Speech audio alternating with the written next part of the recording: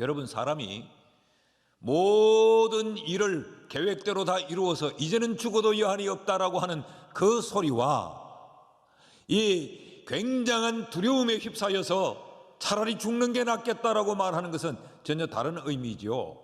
4절 말씀을 같이 한번 읽으실까요? 시작. 자기 자신은 광야로 들어가 하루 길쯤 가서 한 로뎀나무 아래에 앉아서 자기가 죽기를 원하여 이르되 여호와여, 넉넉하오니 지금 내 생명을 거두시옵소서. 나는 내 조상들보다 낫지 못합니다. 하나님, 차라리 나를 죽여주십시오. 난 이렇게 사느니 죽는 게 낫겠습니다 라고 하는 엘리야의 이 안타까운 고백을 우리가 듣습니다. 어떤 상황이었기에 엘리야는 이렇게 죽기를 자처하고 있는가? 18장에서 엘리야는 하나님의 백성들을 하나님에게서 멀어지게 만들었던 이방 선지자들, 그래서 하나님의 진노를 불러오는데 앞장을 섰던 이 이방 선지자 850명을 기손 강가에 데려가서 다 처단을 합니다. 이 사실을 아합과 그의 아내 이세벨이 못마땅하게 여긴 것이죠. 그래서 이 이세벨이 네가 죽인 저 선지자들처럼 나도 너를 죽이겠다라고 겁박을 하고 났습니다. 그런데 이 위협이 어느 정도의 위협인가? 맹세를 하고 엘리야를 죽이겠다고 합니다. 내가 너를 반드시 죽일 텐데 내가 너를 죽이지 않으면 내가 믿는 그 신들이 내게 벌을 내려도 좋다라고 할 만큼 아주 악독하게 아주 엘리야를 죽이는데 집착을 합니다.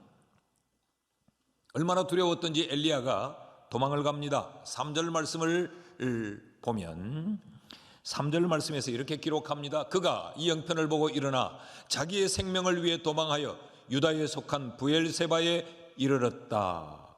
여러분, 브엘세바가 어디냐 하면 이 남쪽 유다 제일 끝자락입니다. 엘리야는 누구냐? 엘리야는 북왕국 이스라엘의 선지자입니다. 그런데 자신을 죽이겠다고 하니까 자기의 조국을 떠나 남왕국 유다로 숨어듭니다. 그것도 불안해서 그 남왕국의 가장 남단 브엘세바로 내려갔다라고 이야기합니다. 그곳에서 엘리야는 차라리 나는 죽었으면 좋겠다. 내가 지금 처한 이 형편이 죽을 만큼 힘이 든다 라고 지금 말하고 있는 것이죠. 이런 때 성경은 무엇을 교훈하고 있는가? 이런 엘리야를 성경은 어떻게 다루고 있는가? 하나님은 엘리야에게 이런 때에 무엇을 주의하라고 말했고 이럴 때 무엇을 행하라고 교훈을 하셨는가? 그 하나님의 처방을 오늘 말씀을 통해 함께 배우려고 합니다. 그 첫째는 죽을 만큼 힘들 때는 우리가 눈으로 바라보는 것들을 주의해야 한다라고 가르칩니다. 여러분, 엘리야가 왜 죽고 싶다고 말했습니까? 엘리야가 나는 차라리 죽었으면 좋겠다고 말한 이 결정적 원인이 무엇입니까? 3절 말씀을 다시 보면 그가 이 형편을 보고라고 기록하고 있습니다. 이세벨이 자신을 죽이겠다고 하는 그 현실을 바라보면서 엘리야는 그만 차라리 죽었으면 좋겠다라고 말하는 것이지요. 그래서 그가 취한 행동이 무엇입니까? 광야로 도망을 가는 것입니다. 그런데 그 광야로 도망을 가는 이유가 뭐라고 성경이 기록을 하느냐? 내 생명의 보존을 위하여 광야로 간다라고 말했습니다. 여러분, 여기서 우리가 이런 의문 하나를 가질 수 있습니다. 왜 엘리야는 바로 앞장인 18장에서의 불을 내려 응답하시던 그 하나님을 보지 못했을까? 바로 조금 전 18장에서 3년이나 닫혀있던 하늘의 문을 열어 엘리야의 기도에 응답하고 비를 쏟아부어 주신 그 기적의 하나님, 850대 1의 전투에서도 넉넉하게 이 엘리야를 승리케 하셨던 그 하나님을 엘리야는 왜 보지 못했을까?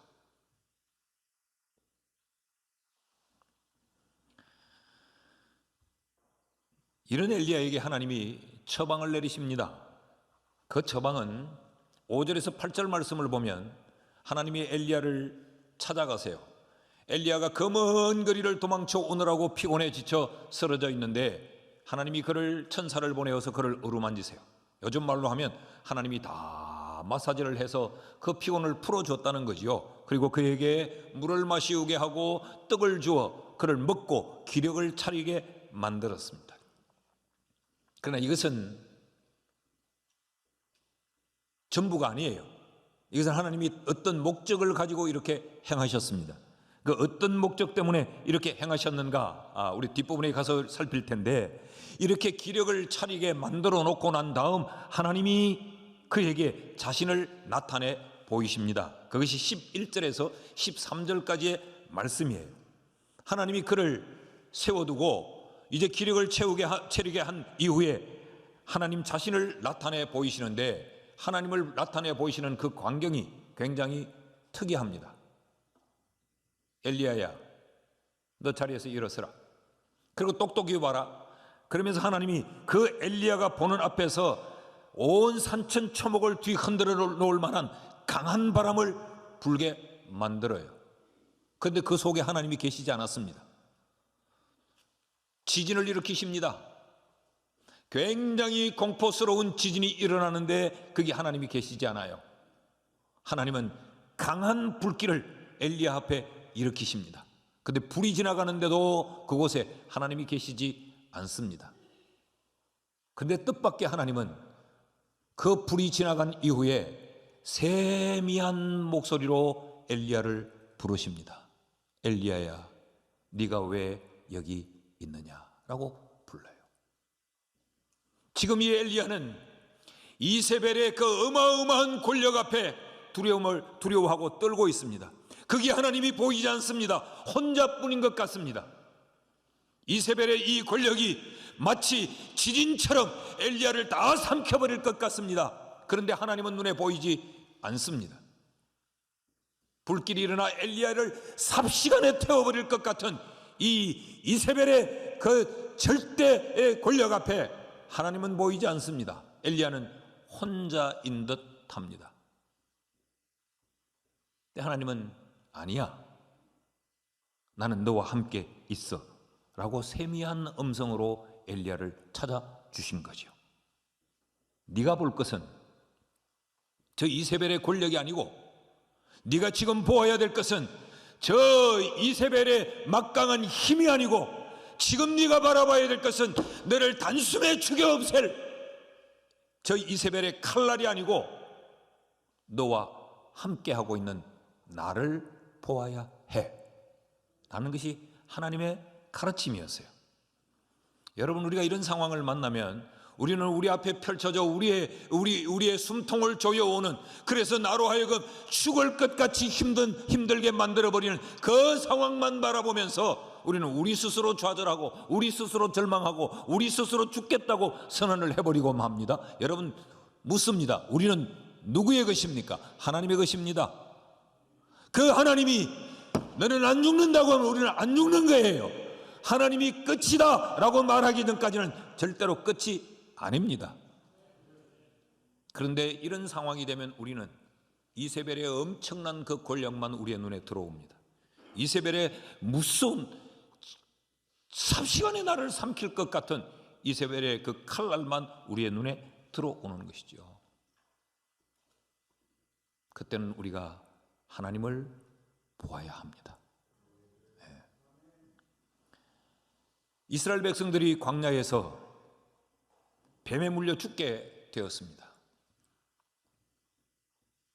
그때 하나님은 모세로 하여금 놋뱀을 만들어서 장대에 달아 그들 앞에 높이 들게 하고 뱀에 물린 자들을 이 놋뱀을 바라보게 했어요. 그러면 그들이 산다고 말씀해 주었습니다. 신명기 21장 9절 말씀을 보면 모세가 놋뱀을 만들어 장대 위에 다니 뱀에게 물린 자가 놋뱀을 쳐다본 적 모두 살더라 그랬어요. 여러분 생각해 보십시오. 지금 이스라엘 백성들을 물어서 지금 병들게 만들고 피 흘리게 만들고 죽어나가게 만드는 그 뱀은 생물입니다. 그들 앞에서 살아서 펄떡거리며 움직이고 있습니다. 이 사람을 무니 이 사람이 쓰러집니다. 이 사람을 무니 이 사람이 꼬꾸라집니다. 이 사람을 무니 이 사람이 죽겠다고 소리를 칩니다. 이스라엘 백성들 눈에는 살아서 그들 앞에 꿈틀거리는 이 뱀만 보여진 거죠. 그 뱀을 쳐다보고 있으면 너희들은 다 죽는다. 모세의 손에 들린 그 노뱀을 바라봐라. 바라보면 산다. 그래서 쳐다보았더니 모세가 매단 장대의 노뱀을 바라본 자들은 모두 살더라는 것이죠. 여러분, 신앙은 보는 것입니다. 신앙은 땅을 바라보는 것이 아니고 하늘을 바라보는 것이 신앙이에요. 신앙은 이세벨을 바라보는 것이 아니라 죽을 만큼 힘든 상황에서도 하나님을 바라보는 것입니다.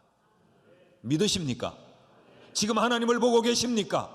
코로나의 광풍만 보면 내 사업이 어떻게 될까? 이제 내가 나이를 어떻게 살까? 우리의 자녀들을 어떻게 키워낼까? 나는 뭘 먹고 살까? 우리를 좀 더 절망의 늪으로 빠뜨리우지만 지금까지 나와 함께 하셨고 오늘 이 자리까지 나를 데려다 놓으신 그 하나님을 바라보면 버티고 견디고 이기고 승리할 수 있습니다. 여러분, 우리가 잊어버려서 그렇지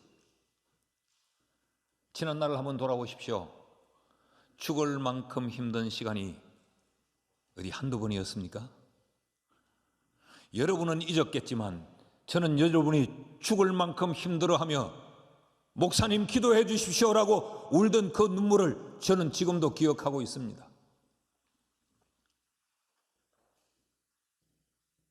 그때 내 인생이 거기서 끝이 날 것 같고 그것 때문에 내가 직장을 잃을 것 같았고 그것 때문에 내 인생은 완전 쪽박을 찰 것 같았는데 하나님이 우리를 붙들고 우리를 지키고 우리를 인도하여 오늘 지금의 이 자리에 우리를 데려다 놓지 않았습니까? 그 하나님을 볼 수 있기를 축복합니다. 죽을 만큼 힘들 때는 우리가 보는 것을 주의해서 보아야 합니다. 둘째로, 스스로 죽겠다고 생각하며 자신이 당한 형편이 죽을 만큼 힘들다고 고백하는 그 엘리야에게 하나님이 내린 두 번째 처방은 무엇인가? 도망자가 되지 말고 예배자가 되라는 것입니다. 엘리야는 자신이 죽을 만큼 힘든 상황이 되자 도망쳤습니다. 그 도망을 엘리야는 자기의 생명을 위한 도망이라고 했어요. 3절 말씀을 제가 다시 읽어보면 그가 이 형편을 보고 일어나 자기의 생명을 위해 도망하여. 그러나 실상은 엘리야의 도망은 생명을 위한 도망이 아니고 절망을 향한 도망이었습니다. 4절 말씀을 제가 읽습니다. 자신은 광야로 들어가서 하룻길쯤 가서 한 로뎀나무 아래 앉아서 자기가 죽기를 원하여 이르되 여호와여 넉넉하오니 지금 내 생명을 거두시옵소서. 자기의 생명을 위하여 도망을 갔는데 자신은 그것이 생명을 위한 도망이라고 생각했는데 그 도망은 스스로 죽기를 자처하는 절망의 늪이었습니다. 여러분, 우리도 이런 경우들이 많지 않습니까? 죽을 만큼 힘든 상황을 맞닥뜨리면 우리는 피하려고 합니다. 그 상황으로부터 도망치려고 합니다. 그 상황을 피하여 도망을 쳐야 내가 살 수 있다고 생각해요. 그런데 그 도망은 해결이 아닙니다. 한번 따라 하실까요? 도망은 답이 아니다. 도망은 답이 아니에요. 우리가 요즘 매일 저녁 9시 소통과 공감으로 야곱의 일생을 우리가 묵상하고 있지 않습니까? 성경에 등장한 야곱의 일생의 시작은 도망의 이야기입니다. 형 에서가 아버지로부터 받아야 될 그 축복을 야곱이 가로채지요. 그로 인해서 형은 칼을 뽑아들고 야곱을 죽이려고 합니다. 죽을 것 같은 그 상황을 야곱은 도망침으로 해결하려고 했습니다. 물론 그의 어머니도 한몫했죠. 속히 외삼촌 라반의 집으로 도망을 가거라. 형과 떨어져 외삼촌 집에서 사는 그 생활, 문제가 해결된 줄 알았습니다. 20년이라는 세월이 지났습니다. 야곱이 거부가 됩니다. 사랑하는 아내도 얻었고 원치 않던 아내도 얻었고, 이 두 아내들이 시기하고 아주 싸움박질 속에 또 원치 않게 그 아내들의 여종들까지도 아내로 얻어서 자식을 많이 낳았습니다. 그리고 고향으로 돌아옵니다. 객지 생활에서 성공을 하고 금이환영을 합니다. 그런데 S의 400명의 군대가 야곱을 기다립니다. 도망은 문제를 해결하는 것이 아닙니다. 그때보다 야곱은 잃을 것이 훨씬 더 많은, 더 심각한 상황에 맞닥뜨립니다. 처음 그 상황을 만났을 때는 잃을 것이 없었어요. 자기 혼자뿐이었습니다. 그런데 도망을 치고 난 지금 20년이 지난 이 세월에는 책임져야 될 가족들이 한둘이 아닙니다. 지켜내야 될 그 재산이 어마어마합니다. 이것 때문에 이 야곱은 아주 골머리를 앓지 않아요. 도망이 답이 아니라는 것이죠. 그럼 하나님은 어떤 처방을 내리시는가? 하나님이 그를, 도망길에 지친 그를 하나님이 먹이고 쉬게 만들어서 기력을 회복하게 하지 않습니까? 왜 그랬을까요? 하나님의 목적이 있었습니다. 8절 말씀을 같이 읽습니다. 시작. 이에 일어나 먹고 마시고 그 음식물에 힘을 의지하여 40주 40야를 가서 하나님의 산 호렙에 이르니라. 하나님이 왜 먹였을까요? 기운 차려서 어디를 데리고 가시려고? 호렙산, 하나님의 산으로 그를 데리고 가시려고. 이게 하나님의 인도하심이었어요. 하나님은 광야에 도망쳐 있는 그 엘리야가 있을 자리가 광야가 아니라는 거지요. 내가 있을 자리는 하나님의 산, 나를 만날 곳이다. 그곳에 데리고 갑니다. 그런데 여기서 우리가 하나 주목해 볼 것은, 그곳에 가서 호렙산에서 엘리야가 어떻게 하고 있느냐. 그곳에서 9절 말씀에 보면 엘리야가 그곳 굴에 들어가 거기서 머물더니, 그렇게 말해요. 이 원문에 보면 그곳에 있는 굴이 아니고 거기에 있는 그 굴입니다. 그 굴. 과거에 언급된 굴이라는 이야기죠. 그 굴. 열왕기상을 다 찾아봐도 굴 이야기가 나오지 않습니다. 이 사실은 굴이지만 우리가 생각하는 그런 굴을 말하는 것이 아니고 이 돌을 말해요. 돌. 출애굽기 33장에 가면 모세가 하나님을 대면해 볼 때 거기 이 돌, 이 굴이 나타납니다. 33장 21절에서 23절 말씀을 제가 읽습니다. 여호와께서 또 이르시기를, 모세에게 하는 말씀이죠. 내 곁에 한 장소가 있으니 너는 그 반석 위에 서라. 내 영광이 지나갈 때에 내가 너를 반석 틈에 두고, 여기 나타난 이 반석 틈이 바로 지금 이 열왕기상에서 그 굴로 묘사가 되고 있는 거죠.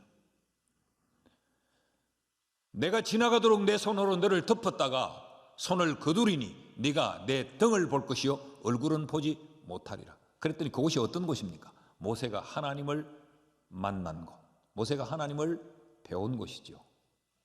하나님 모세를 거기다 데려다 놓으신 겁니다. 그러니까 모세가 들어가 있는 그 굴은 하나님을 만나는 거룩한 지성소였던 거죠. 그곳에서 하나님이 말씀하십니다. 엘리야야, 네가 어찌하여 여기 있느냐. 그 말은 장소를 말하지 않습니다. 엘리야의 상태를 말하고 있습니다. 너 왜 이러고 있니? 내가 있지 않니? 너 왜 이러고 있니? 너 왜 도망자가 되어 살고 있니? 너는 선지자야. 너는 나와 교제해야 될 자야. 너는 나를 예배해야 될 자야. 너는 나와 함께 해야 될 자야. 그런데 너가 왜 광야에서 도망자가 되어 있니? 그 질문이에요. 하나님이 엘리야를 데려다 놓으신 곳은 예배의 장소, 하나님과의 만남의 장소였습니다. 여러분, 우리가 죽을 만큼 힘들 때, 그때는 죽을 만큼 힘든 상황을 피하여 도망자가 되는 것이 아니고 나를 살려내실 하나님을 예배하는 예배자여야 합니다. 도망자가 되지 말고 예배자가 될 수 있기를 축복합니다. 광야로 가지 말고 호렙산으로, 하나님의 산으로 가는 우리가 될 수 있기를 축복합니다. 셋째로, 죽을 만큼 힘들어하는 이 엘리야에게 내린 하나님의 세 번째 처방은 무언가? 다시 사명을 기억하라는 것입니다. 사명을 붙들으라는 거죠. 그냥 광야로 도망치지 말고 사명의 자리에 서라. 이것이 하나님의 세 번째 처방이었어요. 여러분, 지금 죽을 만큼 힘들어하는 이 엘리야에게 하나님이 사명을 언급하는 것은 너무 잔혹한 것 같지 않습니까? 자, 15절 말씀을 보시죠. 같이 읽습니다. 시작. 여호와께서 그에게 이르시되 너는 내 길을 돌이켜 광야를 통하여 다메섹에 가서 이르거든 하사엘에게 기름을 부어 아람의 왕이 되게 하라. 14절에서 엘리야가 뭐라고 말합니까? 그들이 지금 내 생명을 찾아 뺏으려 합니다. 저들이 나를 죽이려고 혈안이 되어 있습니다 라고 말하는데, 하나님은 엘리야를 깊고 은밀한 곳에 숨겨드리지 않고 사명을 감당해라 라고 사명의 길로 엘리야의 등을 뜸입니다. 그런데 놀랍게도 엘리야가 그 길을 갑니다. 19절 말씀을 보면 엘리야가 거기서 떠나 사밧의 아들 엘리사를 만나니 그가 12결의 소를 앞세우고 밭을 가는데, 여기 거기서 떠나, 엘리야가 거기서 떠나. 여러분, 거기는 어떤 곳입니까?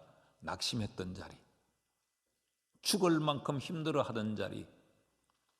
그러다가 하나님을 만났고, 그러다가 하나님으로부터 내가 왜 살아야 되는지, 내가 누군지, 내 사명이 뭔지, 내 해야 될 일이 무엇인지를 발견했던 곳, 거기서 엘리야가 일어나 떠나. 이 말은 무슨 말입니까? 엘리야가 회복되었다는 이야기입니다. 죽을 만큼 힘들어하면서 스스로 죽겠다고 하던 엘리야가 다시 용기를 얻고 다시 회복이 되었다는 것이죠. 그래서 하나님이 그에게 맡긴 일들을 엘리야는 감당합니다. 하사엘을 만나서 기름을 부어 이 아람의 왕으로 세웁니다. 또 예후를 만나 기름을 부어 그를 이스라엘의 왕으로 세웁니다. 그리고 엘리사를 만나서 그의 동력자로, 선지자로 세우고 그의 후계자로 엘리사를 준비시킵니다. 여러분, 이것이 사명의 힘입니다.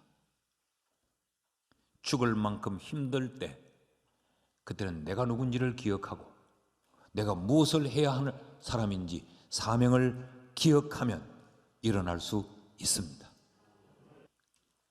말씀을 맺습니다.